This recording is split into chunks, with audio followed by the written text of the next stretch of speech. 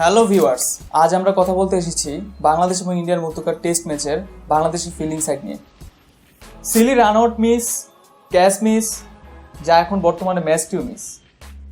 ভুল থেকে শিক্ষা নেওয়াটাই ভালো, তবে কত ভুল হবে আমাদের এবং কত ভুল থেকে আমরা শিক্ষা নেব, আসলে আমরা এই প্রশ্নের উত্তর জানি না। আর কত বাজে ফিল্ডিং দেখতে হবে আমাদেরকে। অবশ্য কথায় আছে, শেখার কোনো শেষ নেই, যা কিনা বাংলাদেশ টাইগারদের জন্য মূল প্রেরণা।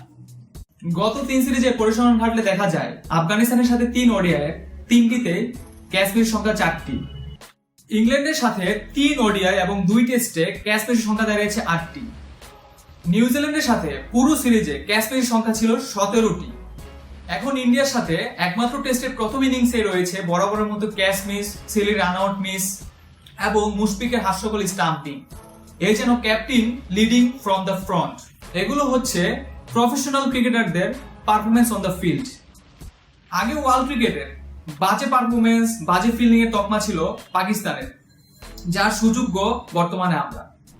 ক্রিকেটে কিছু প্রবাদ বাক্য রয়েছে, ক্যাচ মিস তো ম্যাচ মিস। দুর্দান্ত ক্যাচ আউট বা একটি রান আউটই নির্ধারণ করে দেয় একটি ম্যাচের ফলাফল।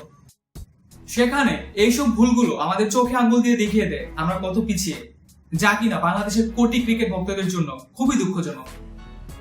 ওকে ভিউয়ার্স, আজ এই পর্যন্তই। আপনাদের মতামত অবশ্যই আমাদের জানাবেন। ভিডিওটি যদি ভালো লেগে থাকে অবশ্যই লাইক দিবেন, শেয়ার করবেন এবং পরবর্তী ভিডিও পাওয়ার জন্য আমাদের চ্যানেলটি সাবস্ক্রাইব করবেন।